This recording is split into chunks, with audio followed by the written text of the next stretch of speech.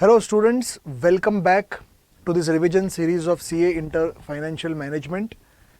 In this video, we will be revising the chapter of capital structure. Now, in this chapter, the first concept that I want to revise for all of you is called as EBIT, EPS analysis. What do we do here?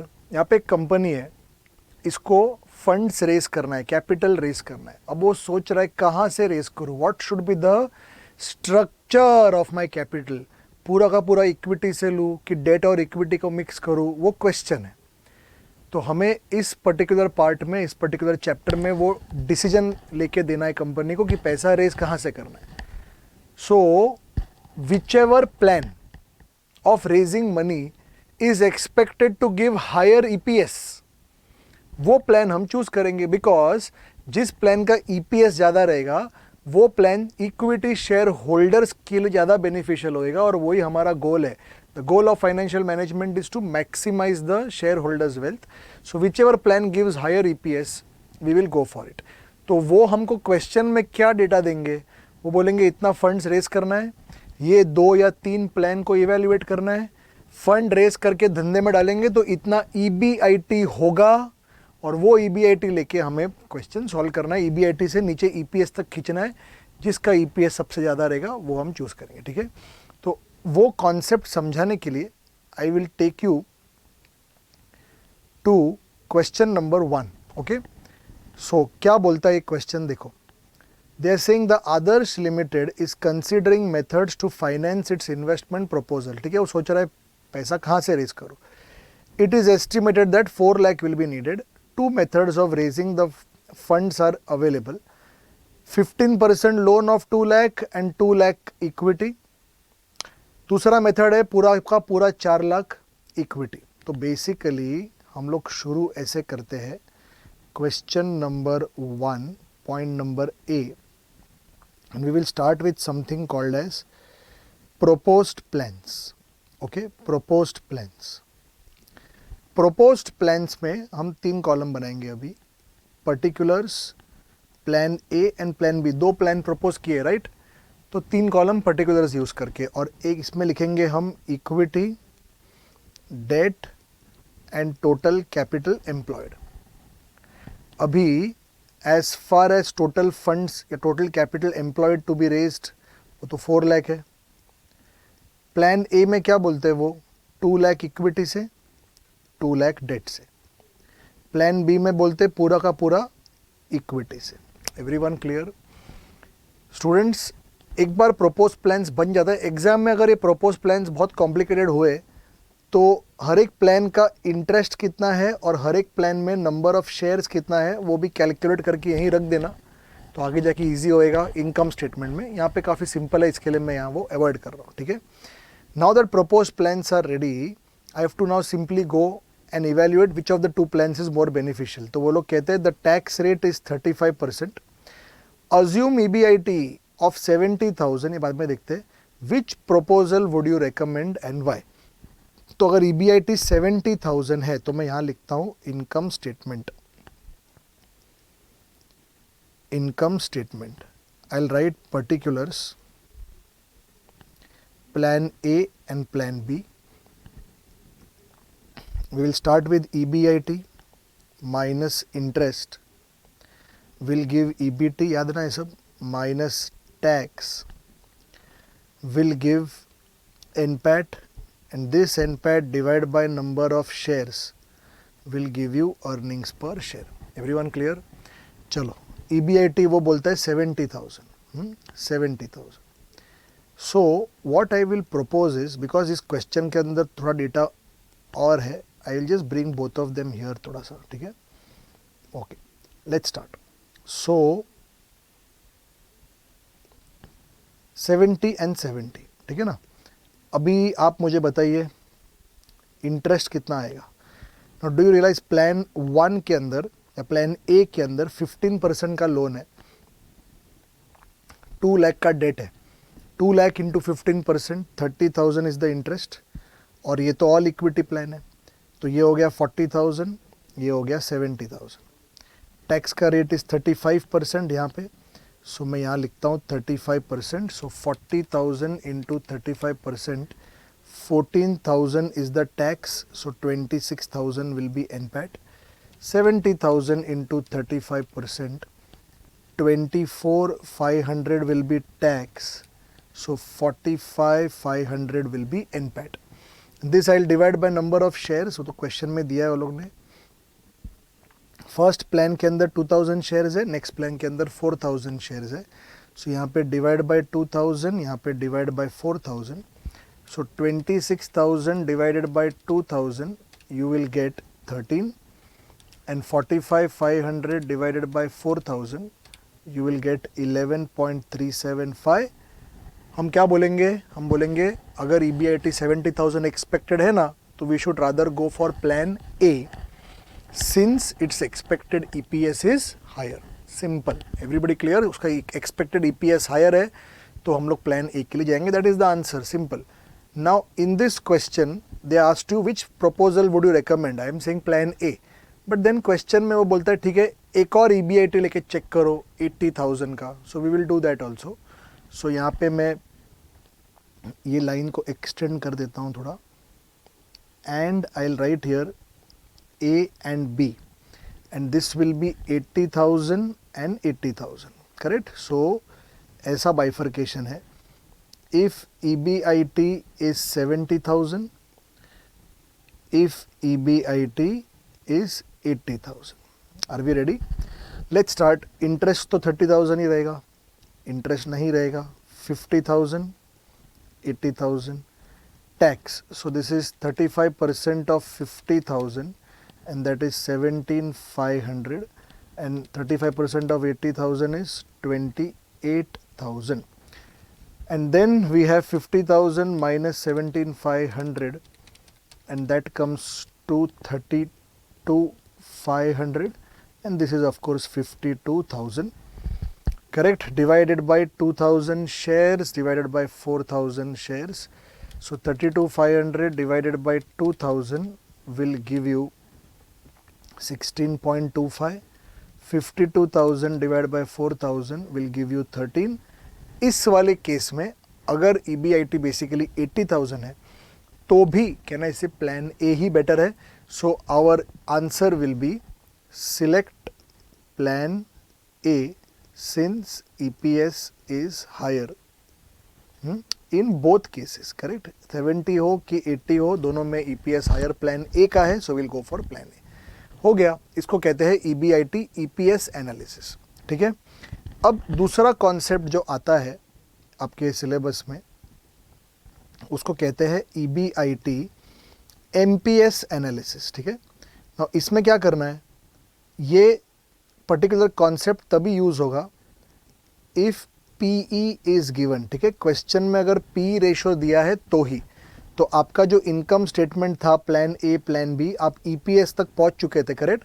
आपको यहाँ पे into PE करना है, EPS into PE करके MPS तक लेना है, and then select the plan whose MPS is higher. Okay, select the plan whose MPS is higher. जिस प्लान का मार्केट प्राइस पर शेयर हायर रहेगा वो सिलेक्ट करना irrespective of EPS, because end of the day your goal is to maximise shareholders wealth.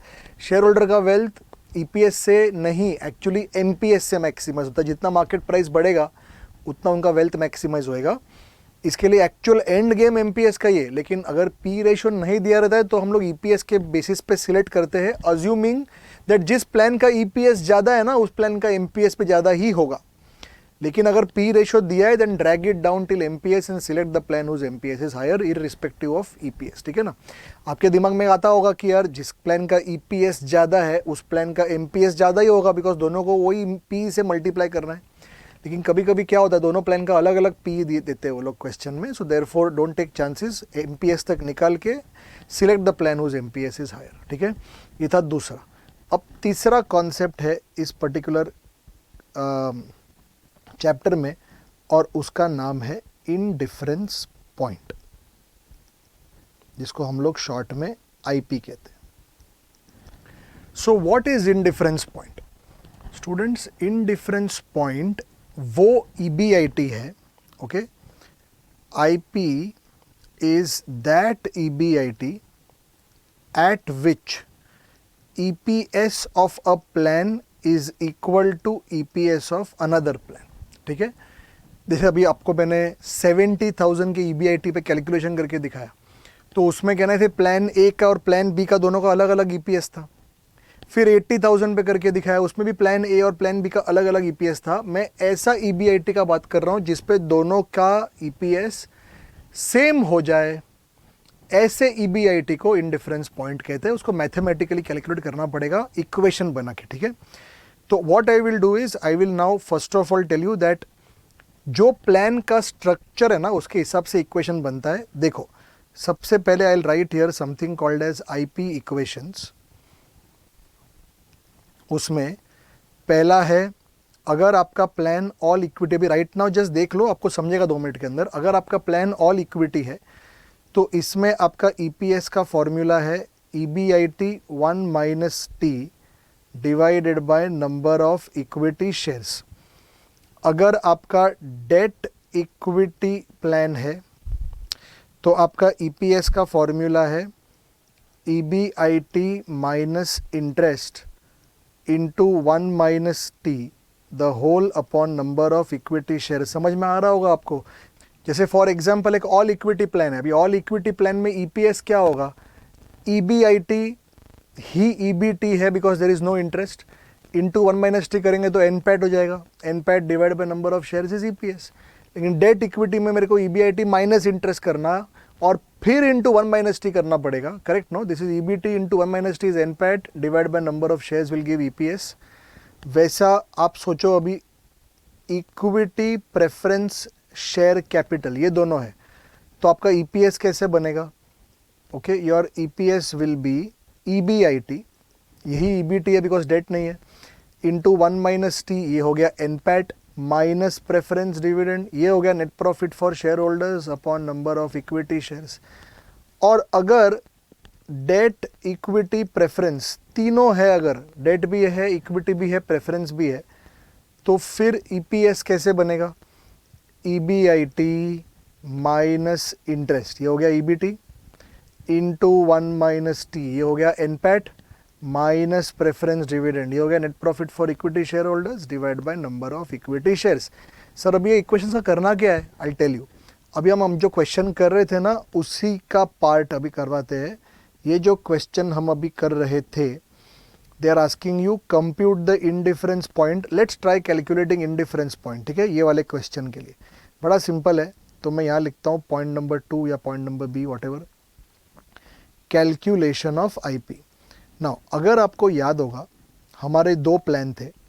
एक plan कहने से debt equity plan है और एक प्लान ऑल इक्विटी. मुझे इन दोनों प्लान्स में एक ऐसा EBIT ढूंढना है जिससे दोनों का EPS सेम आए. करेक्ट. तो what is my goal, my goal is that at the rate IP एक ऐसा EBIT ढूंढना है जिस पे EPS of plan A should be equal to EPS of plan B. Do you agree. अब plan A जो है वो एक डेट इक्विटी प्लान होने के वजह से, do you get it, that मैं ये वाला इक्वेशन जो है डेट इक्विटी का वो यहाँ पे लूँगा फॉर EPS, और प्लान B जो है वो ऑल इक्विटी है, इसके वजह से मैं ये वाला प्लान लूँगा या ये वाला इक्वेशन लूँगा फॉर EPS. ठीक है, चलो अब इसको सॉल्व करने का ट्राई करते हैं. सर EBIT में क्या लेने का, नहीं EBIT में कुछ लेना नहीं है, EBIT ढूंढना है, वो EBIT ढूंढना है जिसपे EPS दोनों का सेम हो. ठीक है, सो यहाँ पे मैं लिखता हूँ EBIT minus, now plan A का जो इंटरेस्ट है वो 30,000 रुपीज़ है, सो मैं यहाँ करता हूँ minus 30,000 into 1 - tax rate. Tax rate कितना है क्वेश्चन में, 35%. Okay, into 1 - 0.35 the whole upon number of shares. As you know plan A का था 2000 is equal to EBIT 1 - 0.35 the whole upon यहाँ पे था 4000 नंबर ऑफ शेयर्स. तो अब क्या करें, 1 - T कैंसिल हो जाएगा, 2000 एंड ये इंटू 2 हो जाएगा, फिर ये हो जाएगा 2 EBIT minus 60,000 will be equal to EBIT. सबको समझ रहा है? Therefore EBIT will be equal to 60,000. क्या स्पेशल है इस EBIT के बारे में? सर ये हमारा इंडिफरेंस पॉइंट है. करेक्ट. मतलब ये वो EBIT है जिस पे दोनों प्लान्स का EPS सेम आएगा. वही वो आपसे वेरीफाई करने के लिए बोल रहे हैं. वेरीफाई करके देखो. चलो वेरीफाई करते. By the way I am pretty sure verification हो ही जाएगा, बिकॉज हमने यही तो इक्वेशन बना के कैलकुलेशन किया ना. दोनों का EPS सेम आना ही है. सो मैं यहाँ लिखता हूँ verification using income statement. Okay, verification using income statement, particulars, plan A and plan B. I'll start with EBIT. In fact मैं यहीं से पूरा income statement कॉपी कर लेता हूँ. ठीक है. So EBIT से लेके EPS. I'll place it here, EBIT to EPS. चलो लेट्स पुट नंबर्स. कितना EBIT लेने का हमें? 60,000. करेक्ट. इंटरेस्ट यहाँ पे है 15,000, नहीं 15 नहीं 30,000 इंटरेस्ट है, और यहाँ पे इंटरेस्ट नहीं था, ऑल इक्विटी था. सो this becomes 30, this becomes 60. 35%. 30,000 into 35% is 10,500 and PAT will come to 19,500. 19,500. 60,000 into 35% is 21,000 और ये हो गया 39,000. ठीक है. नंबर ऑफ शेयर्स था 2,000, नंबर ऑफ शेयर्स था 4,000. अब चेक करते हैं. 19,500 डिवाइडेड बाय 2,000 हमें मिलता है 9.75. 39,000 डिवाइडेड बाय 4,000 9.75. Therefore verified. क्या वेरिफिकेशन हुआ है? देखो ये ऐसा EBIT है जिस पे दोनों प्लान्स के EPS सेम है. So this is as far as indifference point is concern. Indifference point कैसे निकालने का आपको समझ गया. और हाँ, कल को एग्जाम में भी यहाँ पे तुमको समझ रहा है एक debt equity versus all equity था, वैसा कुछ भी आ सकता है. Equity preference versus debt equity preference, all equity versus equity preference, कुछ भी आ सकता है. मैंने आपको इक्वेशंस बना के रखे. हाँ, इसमें एक चीज़ है, अगर 3 प्लान्स आया, if there are 3 plans asked in the question, 3 plans A, B and C, and आपको बोला गया है इनडिफरेंस पॉइंट निकालो, तो क्या करोगे?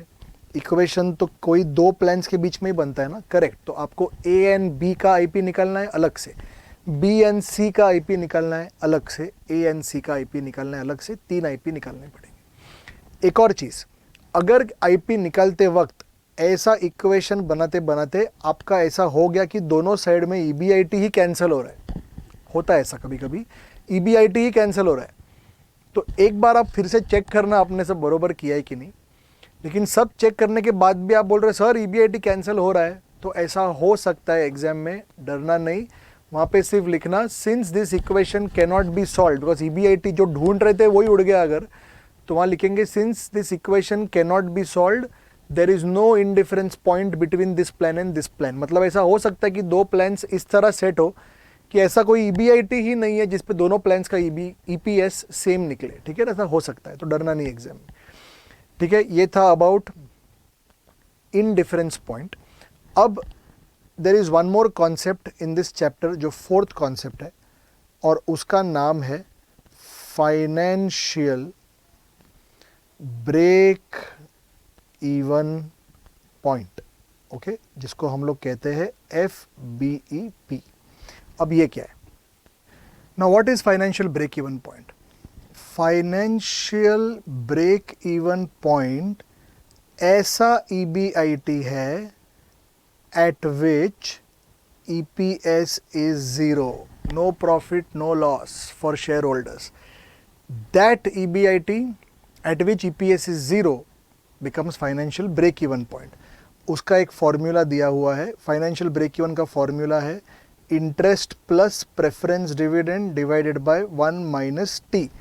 कोई भी आपको प्लान दिया होगा, plan A, B, all equity, debt equity, equity preference, debt equity preference, आप ये वाला फॉर्मूला उस पर लगाना. आपको जो आंसर आएगा वो फाइनेंशियल ब्रेक इवन पॉइंट रहेगा. वो फाइनेंशियल ब्रेक इवन पॉइंट क्या रहेगा? वो ऐसा EBIT रहेगा, अगर EBIT वो है तो EPS 0 होगा. ठीक है, तो अगर मैं प्लान ए के लिए, ठीक है, ये जो क्वेश्चन नंबर 1 कर रहे थे उसका अगर आप देखोगे थर्ड पॉइंट जो है FBEP वाला, उसके लिए अगर करते हो तो FBP फॉर प्लान ए क्या निकलेगा? Now do you realise plan A तो एक डेट इक्विटी प्लान था, उसमें प्रेफरेंस डिविडेंड है ही नहीं, सिर्फ इंटरेस्ट है, तो वहाँ पे 30,000 जो इंटरेस्ट है वही FBEP है। And FBEP for plan B जो है वो डू यू रियलाइज ज़ीरो है, बिकॉज उसमें ना इंटरेस्ट है ना प्रेफरेंस डिविडेंड है। So what do you mean by this कि अगर प्लान ए का ये EBIT बनता है तो प्लान ए का जो EPS है वो ज़ीरो हो जाएगा, अगर प्लान बी का ये EBIT बनता है तो प्लान बी का EPS ज़ीरो हो जाएगा। तो याद रखना फाइनेंशियल ब्रेक इवन पॉइंट हर एक प्लान का अलग अलग निकालना है, इंडिफरेंस पॉइंट दो प्लान्स के बीच का एक रहता है। Everyone clear? FBP and IP। Now एक छोटा सा कॉन्सेप्चुअल चीज आपको बता देता हूं, ध्यान से सुनना, ठीक है? FBEP is an indicator of financial risk, ठीक है? जितना FBP ज़्यादा रहेगा उतना उस कंपनी के अंदर रिस्क है, उस प्लान के अंदर फाइनेंशियल रिस्क है, ठीक है? I am just revising it in short, exactly आपको क्या करना है, क्या याद रखना है from exam point of view उतना बता रहा हूँ, without going into much details about logic etcetera. Financial break even point is an indicator of financial risk. तो अगर आप देखोगे प्लान बी के अंदर FBP ज़ीरो है, क्यों? इसका मतलब है कि इसके अंदर कुछ भी फाइनेंशियल रिस्क नहीं है। करेक्ट, नहीं है, क्योंकि ये ऑल इक्विटी प्लान है ना। फाइनेंशियल रिस्क कौन कॉज करता है? डेट और प्रेफरेंस, बिकॉज वो लोग हमसे फिक्स्ड मांगते हैं, करेक्ट? तो जिस प्लान के अंदर FBP ज़ीरो आएगा वो तो सिर्फ ऑल इक्विटी प्लान ही रहेगा, करेक्ट? और जिस प्लान में FBP का नंबर आएगा वहाँ पे एक फाइनेंशियल रिस्क होगा, ठीक है? अब मेरी बात ध्यान से सुनना। If expected EBIT is greater than IP, plan having high or higher financial risk will be beneficial, ठीक है? तो अभी आप रिवीजन में है करके इसको रूल करके समझ लो कि अगर आपका EBIT IP से ज़्यादा है तो जिस प्लान में फाइनेंशियल रिस्क है ना वो प्लान ज़्यादा बेनिफिशियल है। अभी इस पॉइंट को मैं आपको एक्सप्लेन करता हूँ विथ नंबर्स। अभी can you see that between A and B, ये जो दो प्लान थे हमारे A एंड B, इन दोनों प्लान्स के बीच में जब भी मैंने IP निकाला था IP, तो अगर आपको याद होगा IP हमारा निकला था 60,000, ठीक है? तो 60,000 का अगर EBIT बनता है तो दोनों प्लान का कहना इसे EPS सेम रहेगा। ये पॉइंट सबको पता है। अब मैंने नीचे क्या लिखा? अगर आपका EBIT उस IP से ज़्यादा है, okay, if your EBIT is more than IP, then जिस प्लान में फाइनेंशियल रिस्क है ना वो ज़्यादा बेनिफिशियल हो जाएगा। नाउ फॉर अभी यहाँ प्लान A और B में कौन से प्लान में फाइनेंशियल रिस्क है? देख के प्राइमा फेसी देख के समझ में आता है कि प्लान A के अंदर ज़्यादा रिस्क है, बिकॉज प्लान A के अंदर डेट है, ख़त्म बात। प्लान B में डेट नहीं है। तो देन लॉजिक ये है कि अगर EBIT 60,000 से ज़्यादा है तो वो प्लान जिसमें रिस्क है वो बेटर होगा। चेक करो, 70,000 का जब EBIT था वो 60,000 से ज़्यादा है ना, तो बस जिस प्लान में फाइनेंशियल रिस्क है ना वो प्लान ज़्यादा बेनिफिशियल होएगा। 80,000 60,000 से ज़्यादा है ना, तो बस जिस प्लान में फाइनेंशियल रिस्क है वो प्लान बेटर होगा। अगर ये EBIT 70 और 80 ना होते हुए 60 होता ना, 60,000 तो दोनों का EPS सेम आता।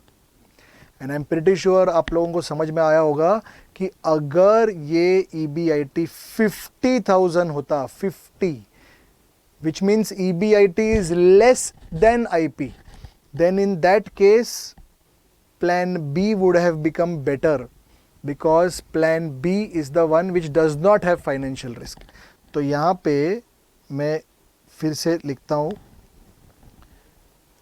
if expected EBIT less than IP, plan having lower या तो no financial risk will be beneficial. हाँ, तो एक और बार करते हैं। आपका इंडिफरेंस पॉइंट कितना है? 60,000 है, करेक्ट। अगर EBIT 70,000, 80,000, 90,000 ऐसा 60 से ज़्यादा है अगर, तो कौन सा प्लान बेनिफिशियल होएगा? जिसमें डेट है, जिसमें फाइनेंशियल रिस्क है, मतलब प्लान ए बेटर होगा। आपको समझ में आ रहा है? और अगर एक्सपेक्टेड EBIT 50, 40, 30 बेसिकली 60 से नीचे है, तो कौन सा प्लान बेटर होएगा? वो प्लान जिसमें गियरिंग, जिसमें फाइनेंशियल रिस्क नहीं है। फाइनेंशियल रिस्क वहाँ पे डेंजरस हो जाता है। फाइनेंशियल रिस्क जिसमें नहीं है, जो प्लान बी है ना, वो बेनिफिशियल हो जाता है। So that is the relationship students between the EBIT and IP। तो इससे हमको ये समझ में आता है कि कौन सा प्लान बेटर है, ए बेटर है कि बी बेटर है। इसके लिए एक्चुअली इनकम स्टेटमेंट बनाने की ज़रूरत ही नहीं है। ऑफकोर्स एग्जाम में करना आप, लेकिन एक्चुअली इनकम स्टेटमेंट बनाने की ज़रूरत ही नहीं है। आप ए और बी का IP निकालो, 60,000 मिला ना IP, फिर बस चेक करो EBIT कितना है। EBIT 60,000 से ज़्यादा है, तो जिस प्लान में रिस्क है, जिस प्लान में डेट है, वो प्लान बेटर रहेगा। और अगर EBIT इंडिफरेंस पॉइंट से नीचे है, 50, 40, 30 ऐसा हो गया, तो जिस प्लान में डेट नहीं है ना, वो बेटर हो जाएगा। That is the rule, okay, behind all of this. अब एक सवाल आपके दिमाग में ऐसा आएगा कि सर अगर दोनों प्लान गियर्ड है, तो ऐसा हो सकता है ना, एक के अंदर डेट है, दूसरे के अंदर डेट भी है, प्रेफरेंस भी है। Debt and preference both cause financial risk. Financial risk का एक और नाम गियरिंग है। तो फाइनेंशियल रिस्क, गियरिंग, ये डेट और प्रेफरेंस दोनों कॉज करते हैं, क्योंकि दोनों फिक्स्ड मांगते हैं हमसे, correct.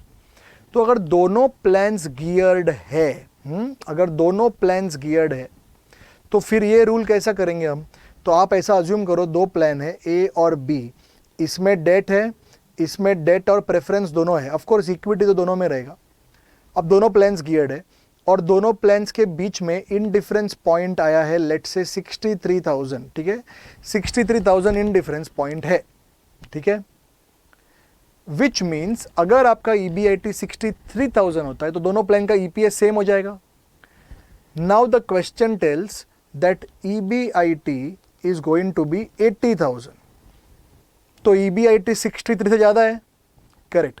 Which means one of this two plans का EPS ज़्यादा रहेगा, दूसरे का कम रहेगा, दोनों का EPS सेम तो नहीं आएगा, करेक्ट। कैसे पता चले कौन से वाले प्लान का EPS ज़्यादा रहेगा? अभी ऑफ कोर्स दोनों इनकम स्टेटमेंट बनाओ, 80,000 लेके जाओ नीचे तक, जिसका EPS ज़्यादा है वो प्लान बरोबर है। लेकिन जस्ट ये एक्स्ट्रा इन्फॉर्मेशन से अगर आपको चेक करना है, तो क्या लगता है आपको कौन से वाले प्लान का EPS ज़्यादा रहेगा? स्टूडेंट्स, जिस प्लान में हायर फाइनेंशियल रिस्क होगा ना, वो प्लान के अंदर बेनिफिट आपको मिल जाएगा, वो वाला प्लान का EPS ज़्यादा होगा। मैंने आपको बोला है ना, if the expected EBIT is greater than IP, the plan having higher financial risk will be more beneficial, उस प्लान का EPS ज़्यादा रहेगा। बट देन सवाल उठता है कि पता कैसे चलेगा कि A और B दोनों जो गियर्ड है, उसमें ज़्यादा गियर्ड कौन सा है? बिकॉज ज़्यादा गियरिंग वाला, ज़्यादा रिस्क वाला, ज़्यादा फाइनेंशियल रिस्क वाला बेनिफिशियल है ना मेरे लिए। कैसे पता चलेगा कि दोनों में कौन से वाले में ज़्यादा फाइनेंशियल रिस्क है? स्टूडेंट्स, टू नो कौन से प्लान में ज़्यादा फाइनेंशियल रिस्क है, उसके लिए हम दोनों प्लान्स का FBP निकालते हैं। बड़ा सिंपल है। FBP is an indicator of financial risk. आपको समझ में आ रहा है? जिस प्लान का FBP ज़्यादा रहेगा, उसमें ज़्यादा फाइनेंशियल रिस्क रहेगा। Simple. So therefore can I to put it short, if expected EBIT greater than IP, plan having higher financial risk, that is higher financial FBP will be beneficial.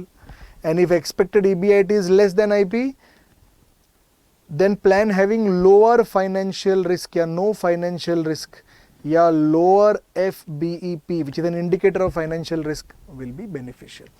ये एक बहुत complicated concept था जो मैंने एकदम short में आपको यहाँ पे बता दिया। अगर एग्जाम में ऐसा कोई क्वेश्चन आ गया तो you should be ready, otherwise जो नॉर्मल क्वेश्चन है वैसे ही आते हैं, ठीक है।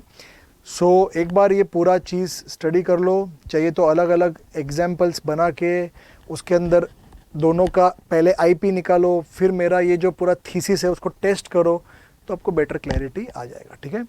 So with that students we complete the discussion to question number 1। मैं तो बोलता हूँ कि if possible once you try on your own ये पूरा चीज़, और उसके बाद मेरा ये वीडियो वापस देखना, तो फिर फुल क्लियर हो जाएगा। थोड़ा चाहिए तो स्लोली पूरा देख लेना पूरा वीडियो जो मैंने आपको बताया यहाँ पे। I have taught everything, I have covered actually everything.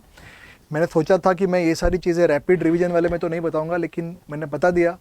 तो आप एक बार प्लीज़ इसको वापस देखना, लेकिन इसको पहले इमीडिएट वापस मत देखना। पहले ना ये जो मैंने लिखा है ना, इसको पहले पूरा स्टडी करो, और अलग अलग नंबर चल के चाहिए तो 2 प्लान बना के टेस्ट करो कि ये चल रहा है कि नहीं। And then you can watch my video, this video YouTube पे ही, any time watch it again, ठीक है। It's on you. Sir can we skip this? On you. Generally इसके ऊपर क्वेश्चंस नहीं आता है, लेकिन अगर आ गया तो इसके लिए, ठीक है। So that's it, that is as far as question 1 is concerned. मैंने आपको 3 चीज़ें सिखा दी। एक था, इनफैक्ट 4 चीज़ें सिखाई, EBIT EPS, EBIT MPS, indifference point, financial break even point. ये 4 चीज़ें अपनी हो गई। नाउ एक लास्ट चीज़ आता है क्वेश्चन एग्जाम में, उसको कहते हैं pre and post expansion questions, ठीक है। Pre and post expansion questions ये हम समझेंगे थ्रू क्वेश्चन नंबर 2, ठीक है। इस क्वेश्चन के थ्रू मैं आपको अभी समझाऊंगा। सो क्वेश्चन 2 में देखो क्या कह रहे हैं। Aakash limited provides you the following information, okay. So there is EBIT minus interest, EBT minus tax. This is NPAT divided by number of shares, EPS, P. In fact इधर ही हम EPS into P करते हैं तो हमें उसका market price पर share भी मिलता है as ₹40। The company has reserves and surplus of 7 lakh and required 4 lakh further for modernization। तो जो है वो तो है ही, एक्सपेंशन के लिए उसको 4 लाख रुपए और चाहिए।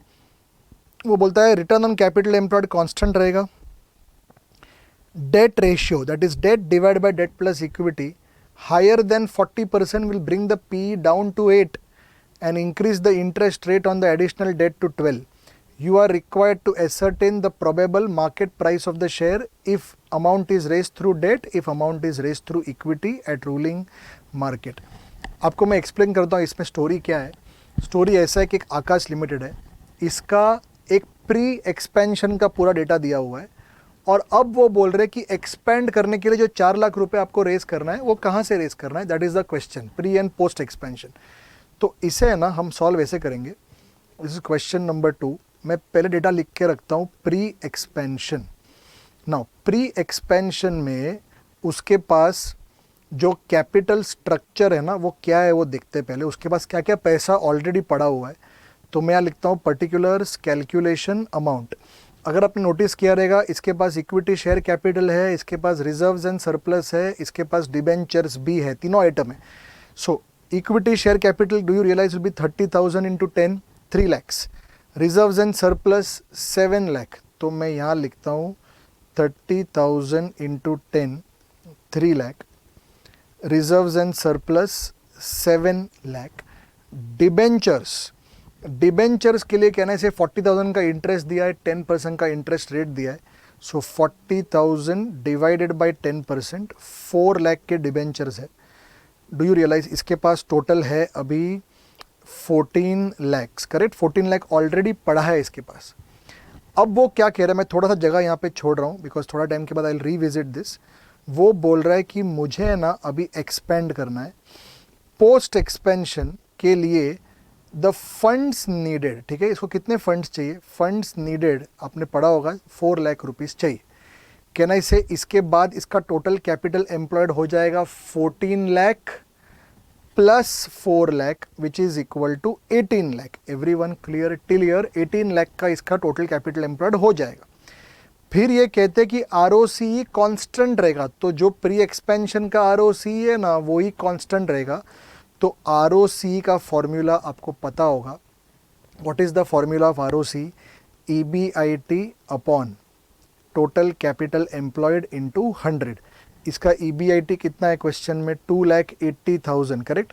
सो 2,80,000 डिवाइडेड बाय 14 लाख इंटू 100 अगर हम करते हैं, सो this is 2,80,000 divided by 14 lakh into 100। 20% का इसका ROCE प्री एक्सपेंशन में था। वो कहते हैं एक्सपेंशन के बाद भी हमारा ROCE सेम रहेगा। मतलब पहले हम 14 लाख के कैपिटल एम्प्लॉयड पे 20% कमाते थे, अभी हम 18 लाख के कैपिटल एम्प्लॉयड पे 20% कमाएंगे। Therefore do you realise the EBIT will be 18 lakh पे 20%, which is equal to 3,60,000, right? या 3,60,000 का EBIT बनेगा post expansion. Everyone clear till here? ठीक है। अब ये सब करने के लिए पैसा रेज करना पड़ेगा। वो पैसा रेज करने के दो ऑप्शन देते हैं हमें, plan A and plan B, question के एंड में। तो मैं यहाँ लिखता हूँ particulars plan A plan B. ना सबसे पहले कहना इसे तुम्हारा एग्जिस्टिंग कैपिटल एम्प्लॉयड जो 14 लाख का है वो तो कंटिन्यू ही होगा। उसके अलावा अभी आपको 4 लाख रुपए रेज करना है। कहाँ से रेज करने के लिए बोल रहे हैं? या तो डेट से या तो शेयर से, ठीक है।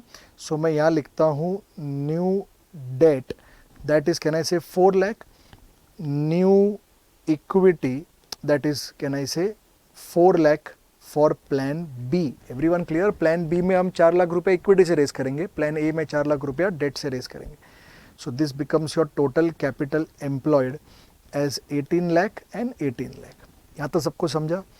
अब इनका एक कंडीशन ऐसा है कि आप ये debt upon debt plus equity का रेशियो निकाल के देखो।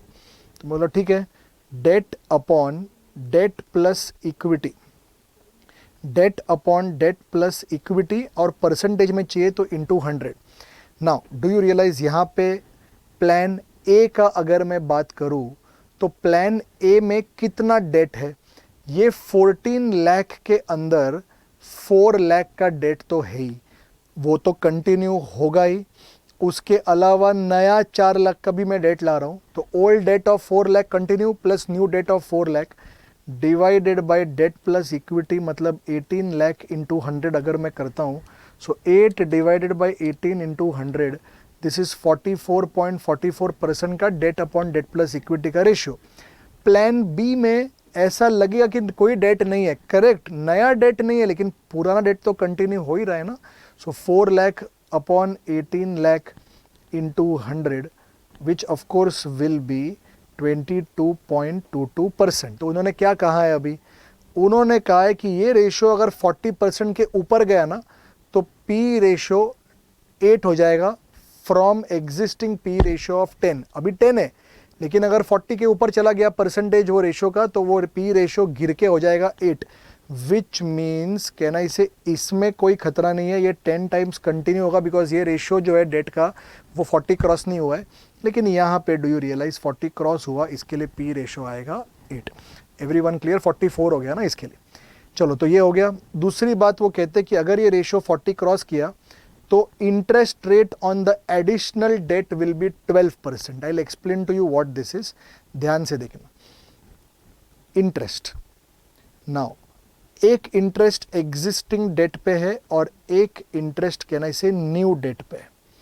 नाउ एग्जिस्टिंग डेट का जो इंटरेस्ट है वो तो हम ये साल भी वही भरेंगे जो लास्ट ईयर भरा था, 40,000, उसमें कोई चेंज नहीं आने वाला है। तो वो 40,000 डू यू रियलाइज दोनों प्लान्स में आएगा, बिकॉज दोनों प्लान में वो 4 लाख का डेट है, 10% वाला। अच्छा, can I say plan B में न्यू डेट तो नहीं होगा, because I am not raising any new debt in plan B. But plan A में मैं 4 लाख रुपए का डेट रेज कर रहा हूँ। अब ये जो मैं extra debt, additional debt raise कर रहा हूँ ना, इसका क्या इंटरेस्ट रेट होएगा? इसका इंटरेस्ट रेट एडिशनल डेट का होएगा 12%, क्योंकि प्लान ए का डेट वाला रेशियो 40% क्रॉस कर चुका है।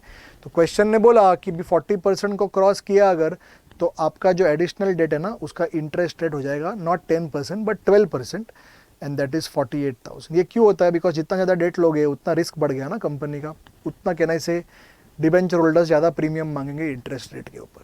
सो टोटल इंटरेस्ट जो है वो यहाँ पे है 40 और यहाँ पे है 88,000, ठीक है। नंबर ऑफ इक्विटी शेयर्स का भी ठिकाना लगा के रख देते हैं।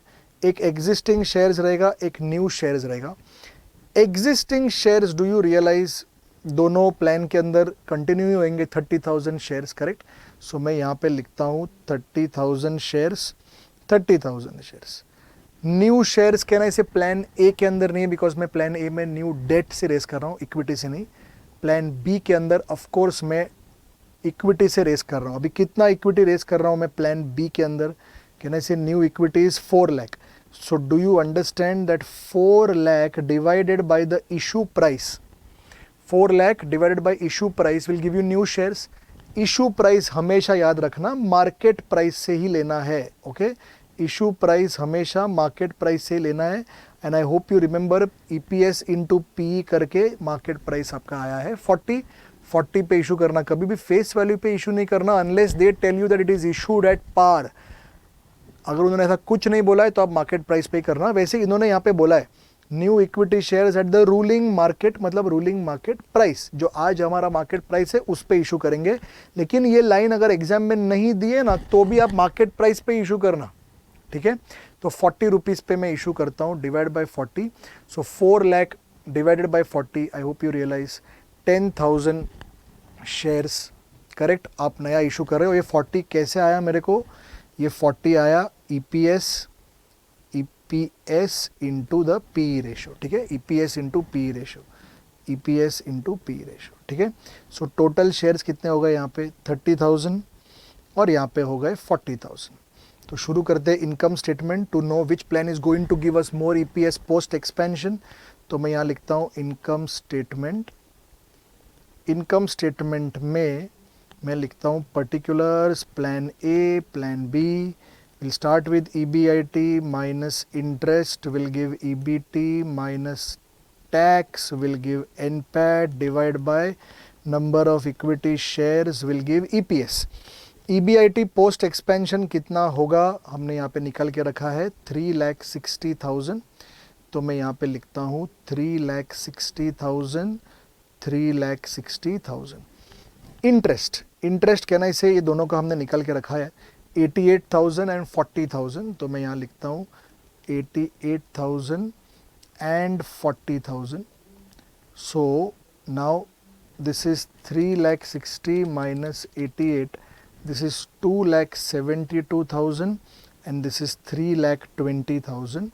टैक्स का रेट क्वेश्चन में दिया गया है यहाँ पे 50%, करेक्ट। तो मैं यहाँ लिखता हूँ टैक्स एट द रेट 50%। तो 2,72,000 का 50% ये हो गया 1,36,000 और ये ऑफ कोर्स है 1,60,000।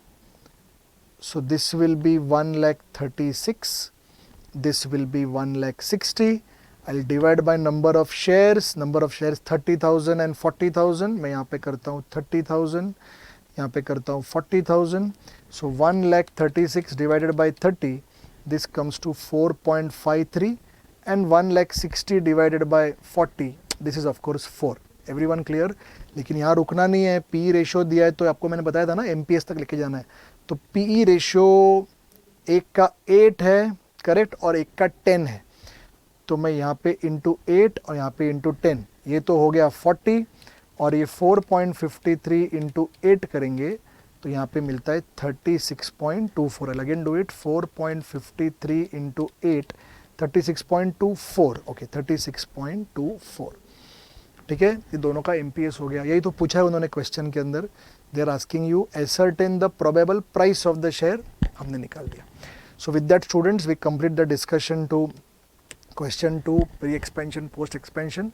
बस इतने ही कॉन्सेप्ट से कैपिटल स्ट्रक्चर में। अभी ICAI का आप कैपिटल स्ट्रक्चर देखोगे ना तो उसके अंदर एक और पॉइंट भी आता है, एक और पॉइंट मतलब बहुत बड़ा सेक्शन है वो, जिसका नाम है कैपिटल स्ट्रक्चर थियरीज, जिसके अंदर आता है net income approach, net operating income approach, traditional approach, MM theory, वो सारी चीज़ें आती है। वो सारा चीज़ मैं एक अलग चैप्टर में यही यूट्यूब वीडियो सीरीज़ में लाऊंगा, which is called as capital structure theories करके अलग वीडियो आएगा। ये कैपिटल स्ट्रक्चर यहीं पे ख़त्म करते हैं, कैपिटल स्ट्रक्चर थियरीज अगले वीडियो में आएगा। लेकिन एक्चुअली इसके बाद जो नेक्स्ट वीडियो में रिलीज़ करने जा रहा हूँ वो कॉस्ट ऑफ कैपिटल का होगा। कॉस्ट ऑफ कैपिटल रिवाइज करने के बाद फिर आप कैपिटल स्ट्रक्चर थियरीज का वीडियो देखना, जो सीक्वेंस में अपलोड हो रहा है ना वही सीक्वेंस में देखना आप, ठीक है। चलो, thank you very much. I hope you understood capital structure. Next video cost of capital.